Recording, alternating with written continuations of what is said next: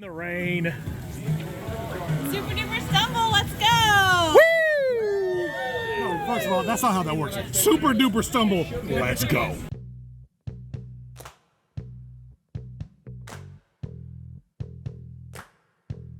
I'm Gary, and this is Coasting with Culture, which is all about combining theme park visits and riding roller coasters with various cultural experiences around the world.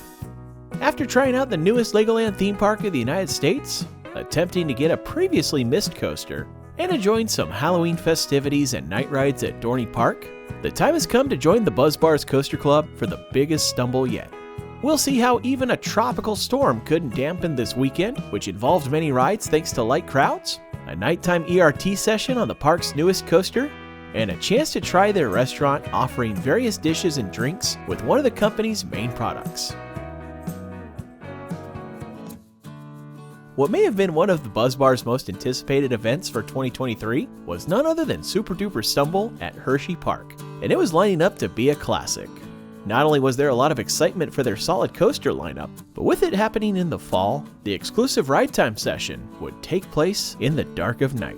And it also offered the opportunity to check out a bit of their Halloween event. For me personally, this was looking to be one of my biggest gains in coaster credits at a domestic stumble, as I hadn't been to Hersheypark since 2010, which meant there was not 1, 2, 3, or even 4, but 5 new coasters to ride. It didn't take long for there to be a whole bunch of stumblers gathering together, as a bunch of us met up at one of the rooms before taking a fairly wet drive over to the park, thanks to Tropical Storm Ophelia. While folks were worried about the potential implications of how the weather may affect the event, it was one of those things where sometimes you can only do so much about the circumstances, and the best thing to do is to just make the most of it. Luckily, when the rain and wind wasn't too heavy, they'd have the bigger rides going. Although the conditions would be a bit more sporadic, so there was a lot of touch and go with certain rides being open or not. Even still, over 100 Buzz Bar members descended upon the park with excitement for the day ahead. SooperDooperStumble, let's go! Woo! No, first of all, that's not how that works. SooperDooperStumble, let's go. I'm home. It's raining and there's Starbucks. I might as well be back in Seattle. I'm moist. She says it operates the rain. They were testing earlier, so.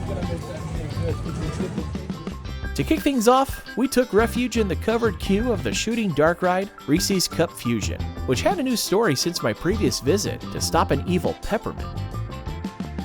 As there was a ton of us in line, you'd count on some shenanigans happening while we waited, especially as Mike sort of became the club's Willy Wonka, dueling out candy to everybody.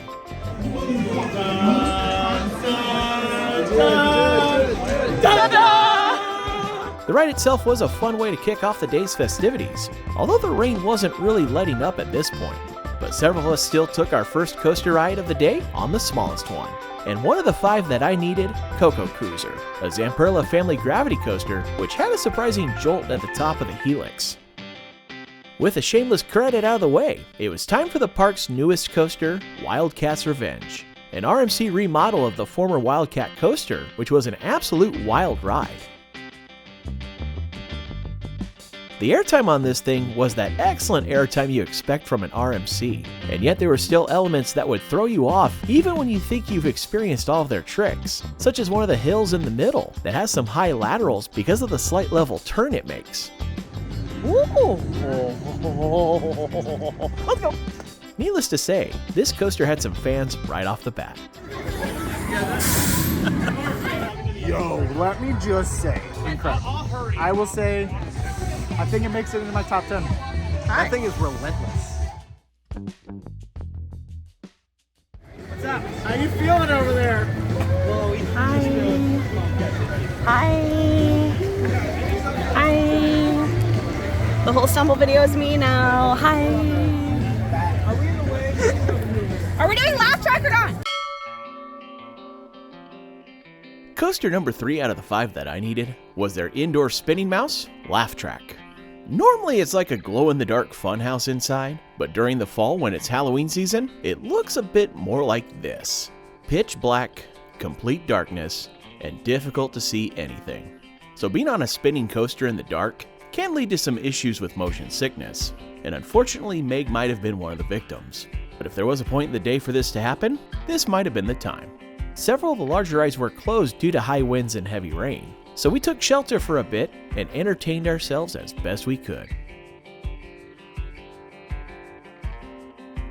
As the weather let up a little, we were able to take a lap on their B&M inverted coaster, Great Bear, which was super wet because of the water collecting in the wheel covers, then pouring slowly onto the riders. In spite of that though, I still really enjoy this coaster and think it gets a little too much hate. Sure, it's not going to blow you out of the water, but there's something to be said about the fairly unique first helix off the lift and into the first drop. And its interaction with the area, the river, and neighboring rides gives it a little something to make up for some of the lighter forces when compared to other inverted coasters. We also got a chance to ride the inspiration for the naming of this event, Super Duper Looper, which isn't nearly as intense as some of the other Schwarzkopf loopers out there. As the early afternoon came, it was time for lunch at the Picnic Pavilion, which was a bit more chill than others, as most folks were probably enjoying having a bit of a dry refuge. The double glizzy burger. The eyes rolled back. Although things got exciting, as someone had shared in the Buzz Bar's Discord that Skyrush had just reopened. So there was a mad dash to get out there, which was a bit of a wasted effort because it ended up closing again just a few minutes later. So it was at this point that several of us decided to take a break from the cold and wetness, head out to the cars to warm up a bit, and change into some dry clothes, as it seemed the heaviest of the rain for the day had passed. Heading back in though, there was a bit of commotion as Skyrush came back to life. And let me tell you, the excitement for this ride was palpable. Having heard folks talk about this ride, I thought I knew what to expect, but even with everyone talking about the extreme airtime of this ride, my soul was not ready, as you could tell from when our train rolled back into the station. Needless to say, I was definitely a fan of this ride. Between it and Wildcat's Revenge, that's an incredibly difficult 1-2 punch to beat.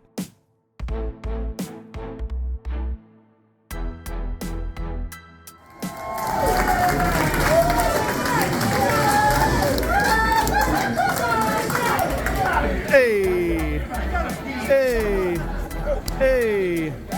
Hey! You too, huh? Skyrush race. Hey! Hey!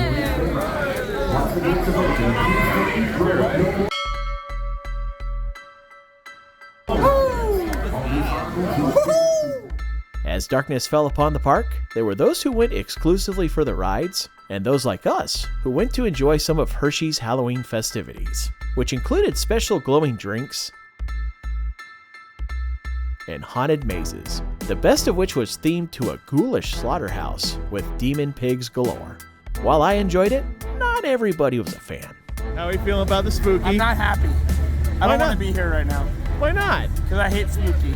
But this spooky is about meat. It is about me, but I don't want to be the meat. I'm Mike with the meat, not the meat. It's gonna be okay. It's gonna be okay, I promise. It's gonna be okay. I don't like it. I need a beer. After getting a few more night rides around the park, a ton of Buzz Bars descended upon Lightning Racer for a nighttime race. Unfortunately, the park was only running one side though, but it was still fun to take over a few trains near the end of the night.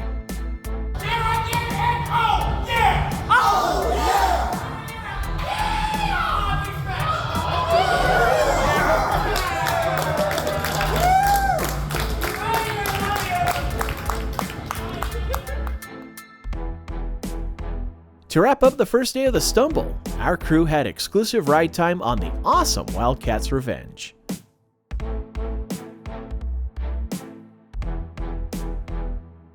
One thing I will say about this ride is that I might have hit a point where I can only handle so many laps on the most intense rides, as I managed to get about 4 laps before I felt a need to tap out, although there are those who rode the entire session. It was fascinating though when a group of 4 Ohio State football fans decided to pause their coaster riding to watch something else take place.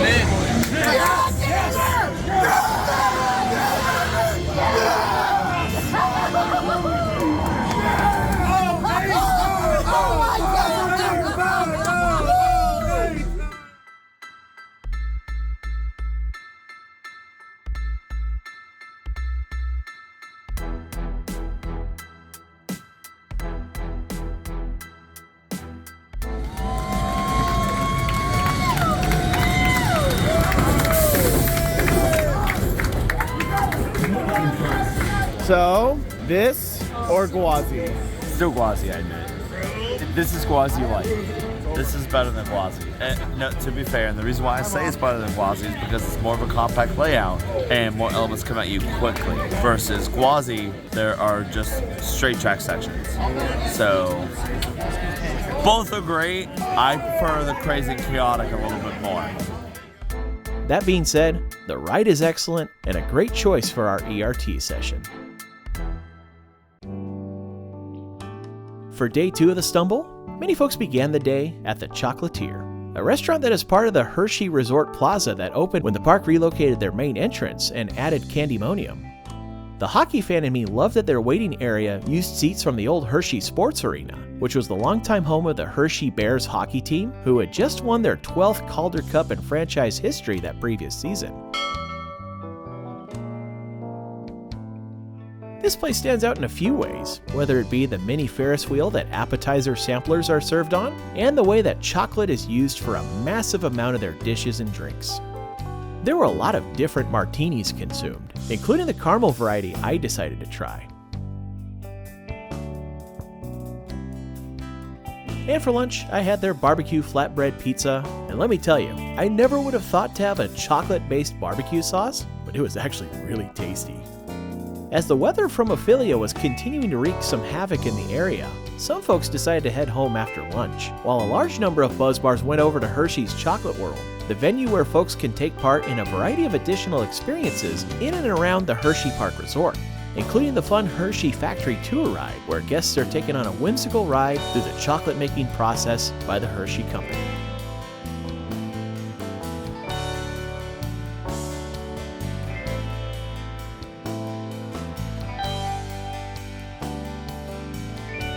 Of course, once you complete your ride, you can take advantage of their massive souvenir and candy shop. I got a lot of candy, Dad. Is that okay?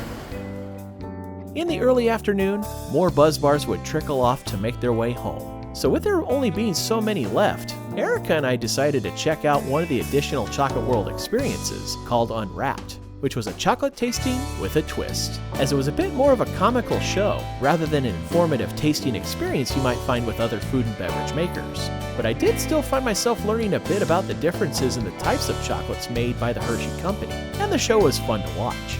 They even gave a bonus Hershey's chocolate as part of your package. At that point, the rain had eased up a bit, although there was some decent wind, so only select rides were open as we went back into the park. One of those open rides was the monorail, which I hadn't ridden in either of my previous visits, so it seemed like a ride to try out, especially for its great views of other rides. It also took us out by the Hershey headquarters building as well, and you could see the old smokestacks of the factory. Before we departed, we found that Wildcat's Revenge was open, so we took one last lap before we caught up with fellow buzz bars who made their way to the Rotunda Restaurant and Brewery, which offers a delightful pale ale called the Piano Man, a tribute to the brewery's owner's father, who would play the piano there on Friday nights. Getting to join this crew was an excellent way to cap this event, and Hey, wait a minute. Something isn't adding up here. Wasn't there supposed to be 5 coasters I hadn't ridden yet? I know I covered Coco Cruiser, Wildcat's Revenge, Laugh Track, and Skyrush, but I feel like I'm forgetting one. Oh yeah, that's right. Candymonium had been closed because of the weather pretty much the entire weekend until the last evening. And while Erica and I were originally going to head to Philadelphia for our flights in the morning, we decided that we could sacrifice a little sleep to join everybody who was heading back to the park for a ride. Or 4, and boy was it worth it. It turned out to be among the top half of the B&M hypercoasters out there, as it has some nice quality airtime, and even if the layout seems a little bit basic, that final helix around the Hershey Kiss fountain is a really nice touch, especially at night when it's illuminated.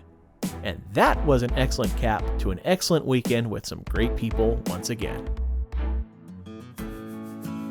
The downside of today's flights are that they are painfully early. 5:25 departure to Atlanta, and then a nearly immediate continuation into Seattle. But the good news is that I'll get home about lunchtime and be able to get to class this afternoon. Being such an early morning, it seemed like taking advantage of a guilty pleasure was a good choice.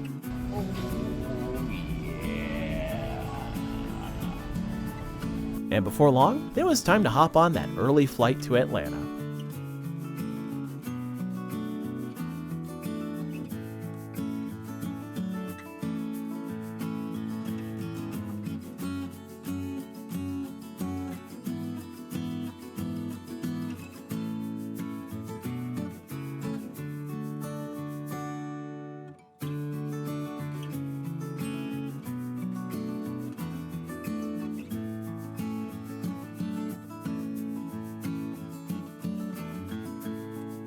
The connection time between that flight to Atlanta and the next one home to Seattle was going to be pretty tight.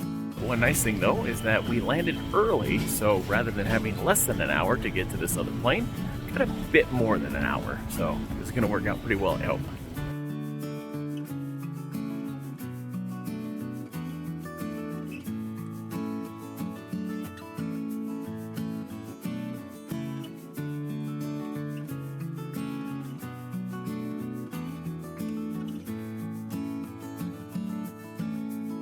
While I didn't get the window seat I often hope for, I did at least get an aisle seat, which had an added bonus of the middle seat being empty, so it'd be a more comfortable flight with movies to watch until getting back home to Seattle.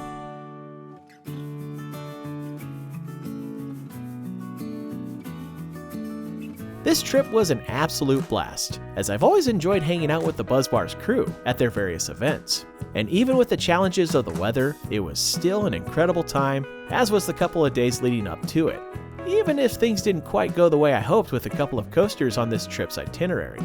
As usual, Allison has put together an excellent music video for this event that can be seen with other Buzz Bar recaps on the club's YouTube channel. So don't forget to check those out and head to buzzbars.com for information about joining if you're interested in taking part in the shenanigans in the future. A special thank you to the Buzz Bar's leadership group for once again putting together another really fun event. I'll definitely be excited for when the next one comes along, and I also want to offer a special thank you to Erica for joining me on the pre-stumble journey through Massachusetts and New York. I might have missed the chance to ride Brava on this adventure, but I'm glad she had the chance to experience it, and I'm sure we'll be on another journey together in the future. Another thank you goes out to everybody from the club who contributed their footage from the weekend, which was used to help create this series. As it often does, it helps fill in some blanks that I might not have gotten during the weekend, and I feel that these videos are better for it. There's one last thank you to give, and that's to all of you who've joined me for this look back at SooperDooperStumble and the adventure that preceded it. I hope you enjoyed it, and that I'll get to see you again for the next adventure here on Coasting with Culture. Thank you for watching this video from Coasting with Culture. If you enjoyed it, please give it a thumbs up and click on the subscribe button to see future videos here on YouTube, like these ones which you may enjoy as well. Additional content can be found at coastingwithculture.com, and you can also follow Coasting with Culture on various social media channels at CoastWCulture for announcements, previews, and updates. Thanks again for watching, and until next time, take care and safe travels.